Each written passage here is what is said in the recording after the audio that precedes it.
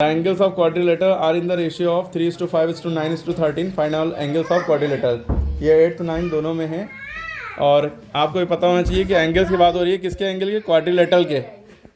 Quadrilateral, quad माने होता ही है 4, लेटरल माने साइड, जिसमें 4 साइडें हों। तो रेक्टेंगल, स्क्वायर, ट्रेपीजियम, रोम्बस कुछ भी हो सकता है। तो आप नॉर्मली एक क्वाड्रिलेटरल बना लिए रेक्टेंगल टाइप का या पैरेललोग्राम टाइप का। तो 1 2 3 4 साइडें हैं, तो वो क्वाड्रिलेटरल है। तो इसके कह रहे हैं एंगल्स जो हैं वो रेशियो में दिए गए हैं, एंगल नहीं दिए हैं एक्चुअल डिग्री में, रेशियो में एंगल दिए गए हैं। पहला एंगल कितने डिग्री का है? 3। तो जब लेट कर लेंगे, जब भी रेशियो में चीज़ दी जाती है तो हम x लगा लेते हैं।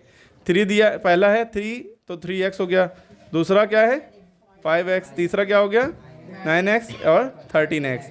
Be the angles, be the angles of quadrilateral. Quadrilateral के आपने ये एंगल मान लिए। पहला हो गया 3x, इसको a मान लिए, फिर दूसरा हो गया 5x, तीसरा हो गया 9x, ये c हो गया, और चौथा हो गया 13x।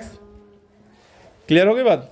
4 एंगल्स हो गए क्वाड्रिलेटरल के। अब हमें पता है कि क्वाड्रिलेटरल के अंदर चारों एंगल को जोड़ने पर कितना आना चाहिए?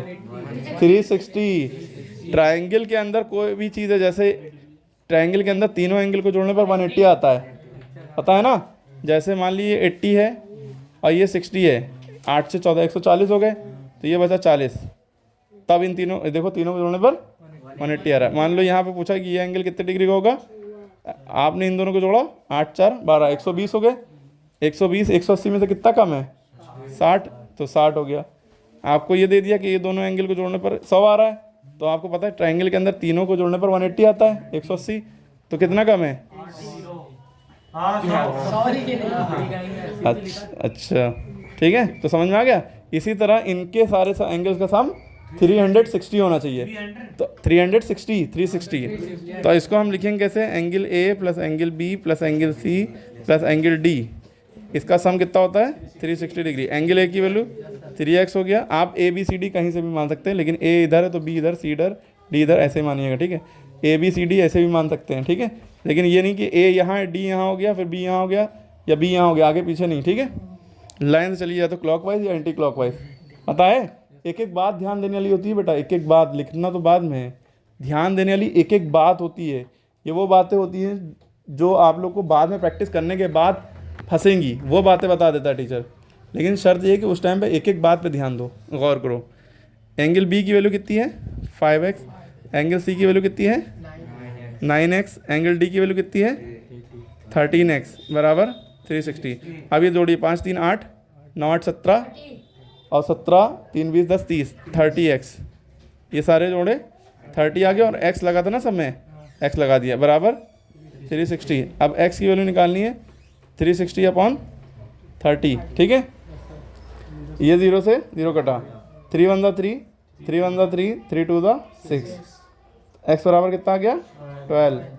अब हमें पहला एंगल हमें दिख रहा था, एंगल ये 3x है, तो एक्चुअल में एंगल a बराबर 3x जो था, इसका मतलब ये 3 इंटू x की वैल्यू कितनी आ गई? 12। तो एंगल a की वैल्यू कितनी आ गई? 12 3 36।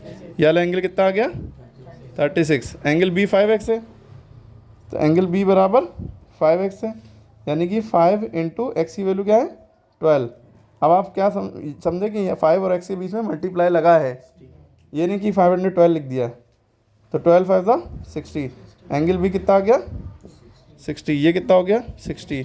एंगल c 9x था, तो एंगल c बराबर 9x, यानी कि 9 इंटू एक्स की वैल्यू क्या है? 12। 12 9 108, टेबल आना चाहिए। तो ये एंगल कितना हो गया? 108। अब एंगल डी 13x था, तो 13 एंगल डी बराबर 13x का मतलब होता है 13 इंटू 12। 12 से 13 को मल्टीप्लाई करिए। आपको बड़ा टेबल ना आता या कोई भी टेबल नहीं आता, बस उसको मल्टीप्लाई करिए। 3 2 6, 3 1 3, क्रॉस का निशान यहाँ पे लगाते हैं। 1 2 2, 1 1 1, 3 2 5, 156। तो आपका ये कितना आ गया? 156। अब आपका आंसर सही है गलत है कैसे पता चलेगा? ये सारों को जोड़ लिए, 36 को, 60 को, 108 को, 156 को।